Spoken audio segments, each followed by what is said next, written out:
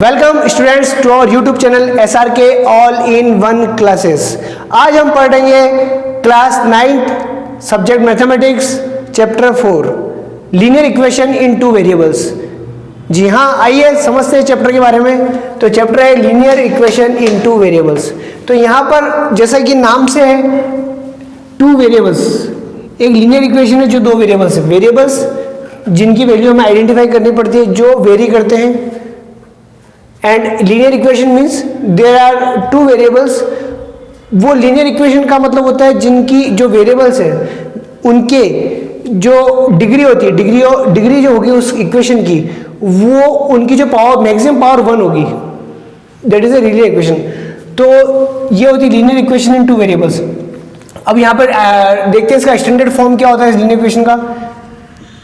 Standard form of the equation, standard form होता है ax plus by plus c is equal to 0। ये एक equation है। हम चैप्टर 2 जो है वो पॉलिनोमियल्स पढ़ चुके हैं। चैप्टर 2, अब आप बोलोगे सर पॉलिनोमियल्स और इक्वेशन में क्या फर्क है? यहाँ पर वर्ड है इक्वेशन। पॉलिनोमियल्स क्या होता है? अगर मैं इसी को x और y के पॉलिनोमियल्स में लिख दूँ, x और y के पॉलिनोमियल्स में लिख दूँ, तो ये पॉलिनोमियल होगा जैसे ax plus by plus c। ये एक पॉलिनोमियल है x और y की वेरिएबल में, and that is a equation. Equation ये एक इक्वेशन है, this is equation, standard form of equation, ये लीनियर इक्वेशन और ये पॉलिनोमियल। अब पॉलिनोमियल और इक्वेशन में क्या फर्क है सर, ये बताइए। ठीक है, बताता हूँ। पॉलिनोमियल्स में क्या होता है, there is no, the polynomial is not equal to 0 या not equal to any constant. But in case of equation the polynomial ax plus by plus c is equal to 0, जब इज इक्वल टू 0 अगर हमने लगा दिया तो ये equation की form में कन्वर्ट हो जाता है। इट इज इक्वेशन, यानी कि इसमें x और y की कोई ना कोई वैल्यू आएगी, कोई ना कोई वैल्यू होगी। ठीक है, और यहाँ इस पॉलिनोमियल में हम x और y की कुछ ना कुछ वैल्यू रखेंगे तो उस पॉलिनोमियल की वैल्यू आएगी। ये दोनों में बहुत बेसिक डिफरेंस है। तो this is the basic difference between the polynomials and equation. तो यहाँ पर हम क्या पढ़ रहे हैं? हम इक्वेशन पढ़ रहे हैं। कौन सी equation? Linear equation. Linear equation क्या होती है? लीनियर इक्वेशन वो होती है जिसमें जो वेरिएबल्स होते हैं उसकी मैक्सिमम पावर 1 होगी, मतलब डिग्री क्या होगी? 1। ठीक है, तो ये हो गया हमारा लीनियर इक्वेशन। टू वेरिएबल्स क्यों? ये हमेशा वेरिएबल्स 2 होंगे, या दो वेरिएबल x और y दो वेरिएबल्स है। तो वेरिएबल्स क्या है इसमें? वेरिएबल्स है 2, x एंड y, दो वेरिएबल्स है। ठीक है, तो ये a b और c क्या है? a b और c are a b and c are coefficients and constant. इसको हम कोफिशिएंट या कांस्टेंट बोलते हैं। कोफिशिएंट मतलब जो वेरिएबल के मल्टीप्लिकेशन में आता है। ये कोफिशिएंट है ऑफ x वेरिएबल, कोफिशिएंट ये b जो है वो coefficient of y variable, and c is a constant. ठीक है, तो ये a b c क्या हो गया और x y क्या हो गया मैं बता चुका हूँ। अब ये क्यों काम आता है? ये क्यों काम आता है? कोई भी प्रॉब्लम मैथ्स की सोल्व करने के लिए उसको सबसे पहले उस प्रॉब्लम को हम x और y के फॉर्म में, जो हमें नहीं निकालना, जिसकी वैल्यू हमें डिटरमाइन करनी है उस प्रॉब्लम की, उसको हम x या y के फॉर्म में सपोज कर लेते हैं। Suppose that is x, that is y। फिर जो हमें सिचुएशन दी है उस सिचुएशन के अकॉर्डिंगली हम उस इक्वेशन को फॉर्म करते हैं, इक्वेशन को बनाते हैं जैसे सिचुएशन थी उसके हिसाब से। तो हमारी इस फॉर्म में इक्वेशन आ जाती है। अब यहाँ पर सॉल्यूशन के लिए अगर x और y दो वेरिएबल है तो हमें दो इक्वेशन चाहिए। तो दो केस देती है क्वेश्चन में। अगर दो केस होंगे तो x और y की पूरी वैल्यू निकाल लेंगे। अगर दो केस नहीं होंगे, एक ही केस दिया, तो हम एक इक्वेशन निकल जाएगी, उसमें x की वैल्यू जितनी पुट करो तो y की वैल्यू निकल जाएगी। तो x और y की बहुत सारी वैल्यू निकल जाएगी। तो आगे समझेंगे हम किस प्रकार इसकी प्रॉब्लम की सोल्व करेंगे। आगे आइए चलते हैं। तो आइए चालू करते हैं एक्सरसाइज 4.1। तो 4.1 क्वेश्चन नंबर 1 इसका देख लेते हैं अपन। क्या कह रहा है? The cost of a notebook is twice the cost of a pen. Write a linear equation in two variables to represent this statement. ठीक है, यहाँ पर दो वेरिएबल्स हमें लेने हैं और ये केस दे रहा है नोटबुक की कॉस्ट और पेन की कॉस्ट, दो वेरिएबल, एक कॉस्ट। तो सपोज मान लेते हैं जो हमें पूछा है या जो हमें बताया जा रहा है कि केस के बारे में, उसको ही हम सपोज कर लेते हैं, या जो हमें चाहिए हमें नहीं मालूम और हमें नहीं पता कि कॉस्ट ऑफ द नोटबुक कितनी है, तो हम उसको मान लेंगे, सपोज कर लेंगे, suppose the cost of notebook is equal to x, okay, and the cost of pen and the cost of a pen y, ये y भी रुपीज में है और x भी रुपीज में होगा, दोनों रुपीज में, मतलब x रुपए की एक नोटबुक है और y रुपीज का एक पेन है, ठीक है, यहां तक ठीक है। अब ये क्या बोल रहा है, the cost of a notebook is twice the cost of pen. अब मान लो मैंने यहाँ पे नोटबुक लिख दिया, देखिए दोनों आपस में रिलेशनशिप बता रहा है, नोटबुक और पेन की कॉस्ट में, यहाँ पेन लिख दिया, ठीक है। अब नोटबुक की कॉस्ट कितनी x है, पेन की कॉस्ट कितनी y है, ठीक है, clear. The cost of a notebook is twice the cost of pen. अब नोटबुक की जो कॉस्ट है वो पेन की ट्वाइस है, ये ट्वाइस है, तो अगर मैं इसको ट्वाइस कर दूं तो ये दोनों इक्वल हो जाएंगे, समझ में आया। नोटबुक की कॉस्ट डबल है, ये डबल है इससे, तो अगर मैं इसको डबल कर दूं तो दोनों इक्वल हो जाएंगे।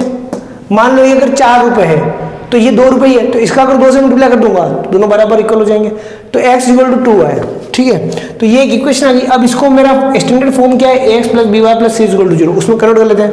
अब 2y को मैं इक्वल टू के इधर लाऊंगा तो देखिए क्या हो जाता है, x minus 2y is equal to 0, ये मेरी इक्वेशन आ गई। तो ये that is a linear equation, okay. Second question लेते हैं हम। इस प्रकार हम ये इक्वेशंस बना सकते हैं वेरिएबल्स के अकॉर्डिंगली। चलिए सेकंड क्वेश्चन देखते हैं, express the following linear equation in the form of x plus by plus c is equal to 0। It is very simple. हमें जो स्टैंडर्ड फॉर्म होता है लीनियर इक्वेशन का, x plus by plus c is equal to 0, उस form में उस equation को लिखना है और a b c की वैल्यू बतानी। देखिए मैं सेकंड नंबर क्वेश्चन का कोई एक कर देता हूँ, सपोज मैंने पहला कर दिया, फर्स्ट क्या दिया है, 2x plus 3y is equal to 9.35 बार, क्लियर, यहां तक ठीक है। अब स्टैंडर्ड फॉर्म क्या होता है वो लिख देते हैं। What is standard form of equation, standard form होता है ax plus by plus c is equal to 0, ठीक है। अब इसको इस फॉर्म में लिख देते हैं, तो देखिए x तो 2x है यहाँ पर, अब इसको मैं वापस लिख रहा हूँ, 2x प्लस 3y है ये। अब यहाँ पर कांस्टेंट है तो इस कांस्टेंट को इधर लगे रख देंगे, ठीक है। तो ये हो जाएगा माइनस 9.35 के ऊपर बार है इज इक्वल टू 0, ठीक है। अब 9.35 अगर इधर आ गया तो इधर कुछ नहीं बचा, इधर 0 हो गया, ठीक है, ओके। अब इसको कंपेयर कर लेंगे, इसको इक्वेशन 1 दे दो, इसको इक्वेशन 2 दे दो। Compare the equation 2 with standard form of linear equation. अब इससे हम उसको कंपेयर कर लेंगे, ठीक है। अब कंपेयर करने से क्या होगा, देखिए इसमें a की वैल्यू, यहाँ a कितना हो जाएगा, a इक्वल 2 हो जाएगा, b की वैल्यू क्या हो जाएगी, b की वैल्यू 3 हो जाएगी, और c की वैल्यू क्या हो जाएगी, c की वैल्यू की जाएगी माइनस 9.35 बार। सिंपल है, वेरी सिंपल। चलिए एक क्वेश्चन और कर लेता हूँ मैं, एक क्वेश्चन और कर लेता हूँ मैं सिंपल वाला, एक क्वेश्चन और मैं इसका सिमिलरली कर देता हूँ। क्वेश्चन नंबर 2 देख लीजिए, 2 का 2 या 2 का 7 देख लीजिए, 5th 6th 7th, ठीक है। केवल एक ही वेरिएबल यहाँ पर y माइनस 2। अब आप यहाँ से तो एक ही वेरिएबल, 2 वेरिएबल है ही, तो कोई बात नहीं, हम दूसरे वेरिएबल को का कोफिशिएंट 0 हो सकता है, ठीक है। देखिए अब इसको इस फॉर्म में लिखना है तो वापस स्टैंडर्ड फॉर्म क्या होता है, देखिए स्टैंडर्ड फॉर्म ऑफ इक्वेशन क्या होती है, स्टैंडर्ड फॉर्म होता है x plus by plus c is equal to 0, clear, ये होता है स्टैंडर्ड फॉर्म। अब इसको कंपेयर करेंगे, अब इसको मैं वापस लिख दूँ, रीराइट कर दूँ, तो यहाँ a कुछ नहीं है तो मैं 0 × x कर सकता हूँ, ठीक है, plus y -2 is equal to 0, ये इक्वेशन 1 या 2। सिमिलरली कंपेयर करेंगे, compare with standard form, compare with standard form of linear equation. ठीक है, तो a कितना हो जाएगा, a इज इक्वल टू 0 हो जाएगा, b इज इक्वल टू कितना हो जाएगा, b इज इक्वल टू 1 हो जाएगा। देखिए y के मल्टीप्लिकेशन बार कुछ नहीं है तो मतलब 1 है, 1 इंटू वाई लिखो या y लिखो, एक ही बात होती है। और c की वैल्यू हो जाएगी -2। तो इस प्रकार ये हमारी एक्सरसाइज कंप्लीट होती है। बहुत ही सिंपल एक्सरसाइज है 4.1। 4.2 हम स्टार्ट करेंगे यहाँ पर, एक्सरसाइज 4.2। अब एक्सरसाइज 4.2 में का मैं बताता हूँ लॉजिक। इसमें क्या है, कितनी जो इक्वेशंस हम आएंगी, इक्वेशन का स्टैंडर्ड फॉर्म ने देख लिया, ax plus b y plus c is equal to 0, that is the standard form. अब इसका सॉल्यूशन का मतलब x की वैल्यू और y की वैल्यू कुछ ना कुछ आएगी। अब वो कब आएगी, जब हमारे पास कितने वेरिएबल है, 2 वेरिएबल्स, तो हमारे पास 2 इक्वेशन होनी चाहिए इसके सॉल्यूशन निकालने के लिए। अगर दो इक्वेशन नहीं है तो हमारा पास कोई यूनिक सॉल्यूशन नहीं होगा। मतलब हम x की वैल्यू कुछ भी पुटअप करेंगे तो y की वैल्यू कोई ना कोई आएगी। ठीक है, जैसे एग्जांपल का x plus y plus 1 is equal to 0, ये एक फॉर्म, इसी फॉर्म का एक इक्वेशन है। अब यहाँ पर मेरे पास एक और इक्वेशन नहीं है, केवल एक ही इक्वेशन है। मान लो x और y वेरिएबल्स में एक ही इक्वेशन, अगर मैं x की वैल्यू अगर 0 रख दूँ तो y की वैल्यू कुछ ना कुछ निकल आएगी। देखिए 0 रखते हैं, 0 plus y plus 1 is equal to 0, तो y की वैल्यू कितनी हो गई, y की वैल्यू -1 हो गई, y -1। अब मान लो y की वैल्यू 0 रखूँ, y की वैल्यू 0 रखो तो x की वैल्यू -1 आएगी। ठीक है, तो इस प्रकार x की वैल्यू वापस 1 रखूँ तो y की वैल्यू कुछ ना कुछ आएगी। तो कहने का मतलब ये है कि बहुत सारी there are a lot of solutions, यानी कि infinite number of solution if the equation is only 1 in 2 variables, only 1 equation. यानी कि हमारे पास वेरिएबल्स 2 हैं तो इसके सॉल्यूशन के लिए हमें इक्वेशन भी कितनी चाहिए, 2 चाहिए। अगर 2 इक्वेशन नहीं होगी, 2 इक्वेशन अगर नहीं होगी तो हमारा सॉल्यूशन भी इनफाइनाइट होगा, हमारा कोई यूनिक सॉल्यूशन नहीं आएगा, हमारे x और y की कोई वैल्यू नहीं आएगी तो वो आएगी जो हम x का वैल्यू कुछ पुटअप करें, y की वैल्यू आएगी, कुछ ना कुछ आएगी। देखिए समझते हैं क्वेश्चन नंबर, इससे क्वेश्चन करते हैं हम। Question number 1, which one of the following option is true, इनमें से कौन सा ऑप्शन ट्रू है, and y. y is equal to 3x plus 5।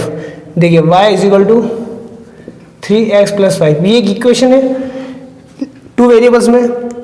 अब इसमें कौन सा सॉल्यूशन सही है, unique solution, only 2 solution, infinite many solution.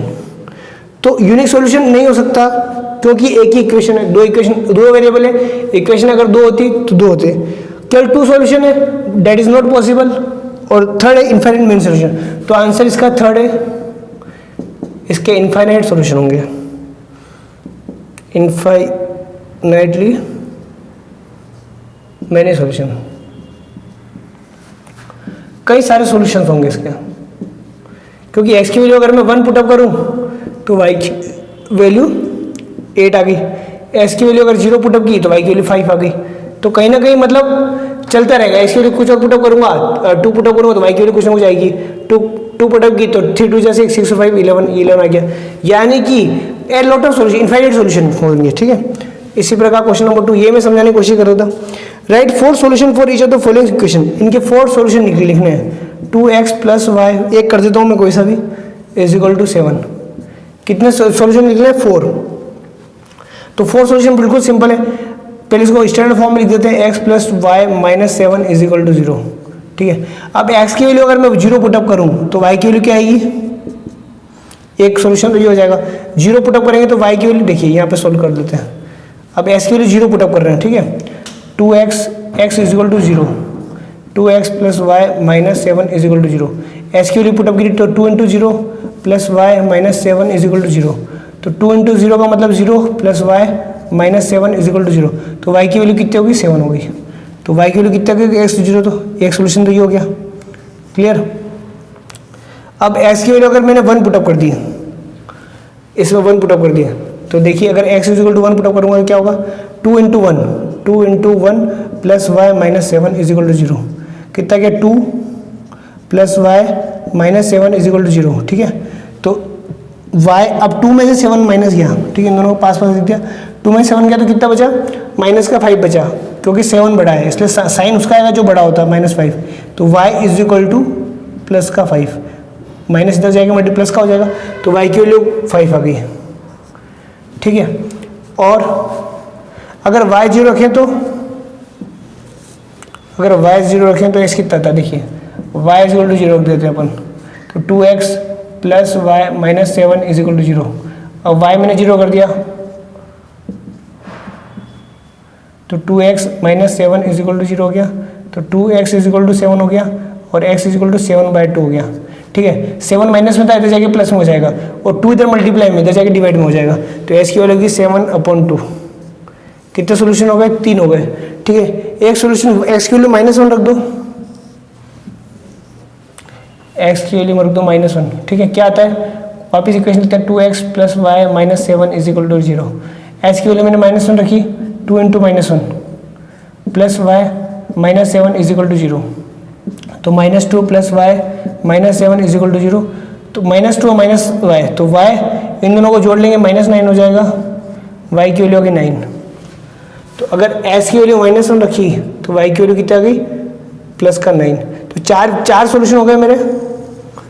x अगर 0 है तो y 7, x अगर 1 है तो y 5, 7/2 है तो y 0, -1 है तो 9। तो 4 सोल्यूशन निकालने, ये निकाल सकते हैं, और भी बहुत सारे इनफाइनाइट मेनी सोल्यूशन निकाल सकते हैं, आपके चाहे जैसे निकाल सकते हैं। तो मैं चाहूँगा ये बाकी जो बच्चे हैं वो आप करें 2 और 3 इसके। अब थर्ड क्वेश्चन है, check which of the following are solution of equation x - 2y = 4 and which are not. कौन से सोल्यूशन है x - 2y = 4 के, कौन सा सोल्यूशन है। देखिए क्वेश्चन सिंपल है, जो भी हमें वैल्यूज दी है x और y की, ठीक है, उसमें जो फर्स्ट वेरिएबल रहता है, मतलब ब्रैकेट के अंदर जो आंसर दिए, देखिए ब्रैकेट के अंदर 2 डिजिट दिए कोमा करके, ठीक है, तो कोमे के जो ब्रैकेट के अंदर जो फर्स्ट डिजिट है that is the value of x, वो x कहलाती है, x वेरिएबल का आंसर है, और जो कोमा के बाद है वो y कहलाती है। कैसे, देखिए अभी देखिए मैं बता रहा हूँ। देखिए मान लीजिए ये,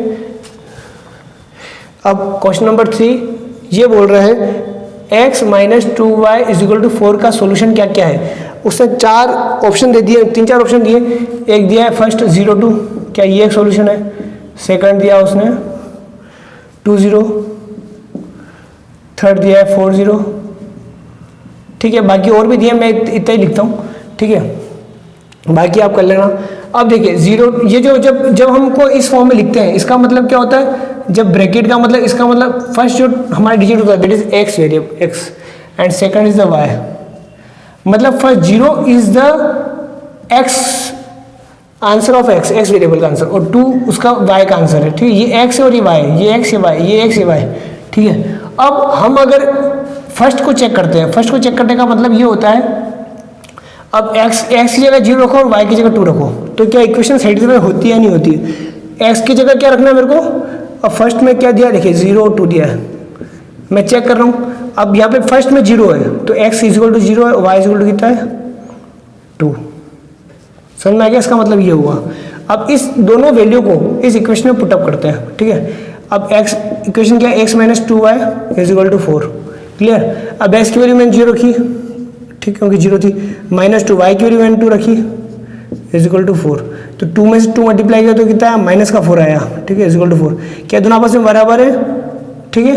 सो LHS ये बराबर नहीं है, LHS not equal to RHS, ठीक है, it is not a solution. तो यानी कि 0 2 is not the solution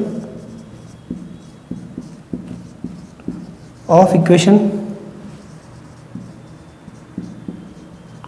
x - 2y = 4।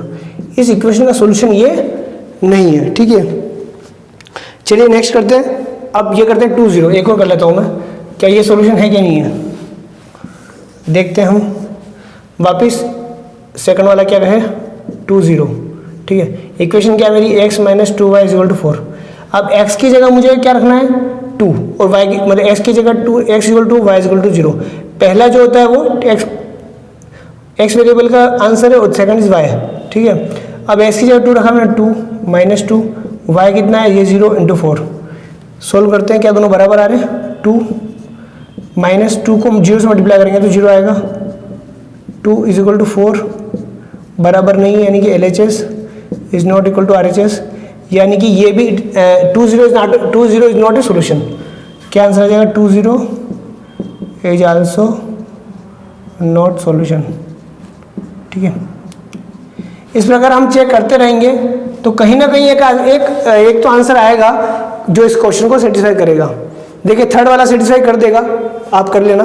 Third x equal to 4 है, y 0 है। अब x यहाँ पे 4 रखेंगे, y 0 रखेंगे, जब y 0 रखेंगे तो पूरा 0 हो जाएगा और ये 4 इक्वल 4 आ जाएगा। थर्ड इसका आंसर आएगा। और बाकी भी चेक कर लेंगे, आप तो और कोई आंसर आ जाए इसका। और लास्ट जो क्वेश्चन है 4, बस लास्ट इस एक्सरसाइज का, फाइंड द वैल्यू ऑफ को if x equal to y equal to 1 is the solution of equation 2x plus 3y equal to k। देखिए बिल्कुल सिंपल है।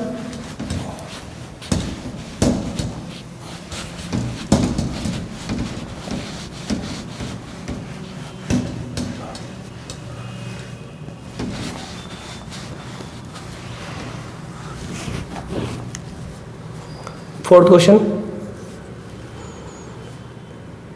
k की वैल्यू फाइंड करनी है, हम k की वैल्यू निकालनी है। ठीक है, अब ये बोल रहा है इफ सिचुएशन दी है x is equal to 2 and y is equal to 1 और इक्वेशन दी है 2x plus 3y is equal to k। 2x plus 3y is equal to k, ये हमारी इसमें इक्वेशन गिवन है, ये गिवन है, ये मैं दे रखी है क्वेश्चन में। हमें क्या निकालना है, k की वैल्यू को आइडेंटिफाई करना है। ठीक है, k की वैल्यू पता करनी है। अब कुछ नहीं, x की जगह 2 रख दो, y की जगह 1 रख दो। 2 इंटू 2 प्लस 3 इंटू y 1, मैंने y की जगह 1 रख दिया इज इक्वल टू k। ठीक है, अब आगे आप सोल्व करिए। अब यहाँ पे इसको मल्टीप्लाई करेंगे, पहले कुछ ना आएगा, यहाँ मल्टीप्लाई करेंगे कुछ आएगा, तो k इन दोनों को प्लस करेंगे तो k की वैल्यू आएगी, वही हमारा आंसर होगा। Thank you.